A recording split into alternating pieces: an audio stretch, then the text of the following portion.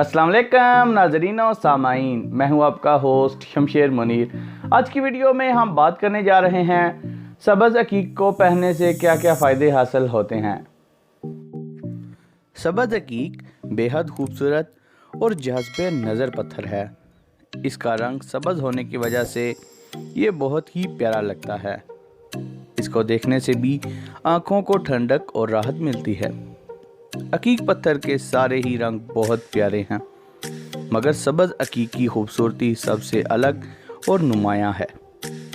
कुछ लोग धोखे में इसको हुसैनी फिरोज़ा या फिर ज़ुमुर्द भी ख्याल कर जाते हैं। जैसा कि 2 महीने पहले मैंने जब इस पत्थर की वीडियो लगाई और पूछा कि इस पत्थर का क्या नाम है, तो बहुत सारे लोगों ने इसको हुसैनी फिरोज़ा और कुछ ने ज़ुमुर्द कहा था, लेकिन ये सब्ज़ अकीक है। आज मैं आपको इसके फ़ायदे बताऊंगा। सब्ज़ अकीक पहनने से दिल और जहन को सुकून मिलता है। सब्ज़ अकीक पहनने वाला बेहतर फैसले कर पाता है। इस पत्थर को पहनने से जहनी तनाव कम होता है। जिस घर में किसी ने सब्ज़ अकीक पहना हो, उस घर में बरकत रहती है। सब्ज़ अकीक के ऊपर नक्श कुंदा करवाकर पहनने से इंसान का दिल इबादत की तरफ माइल होता है।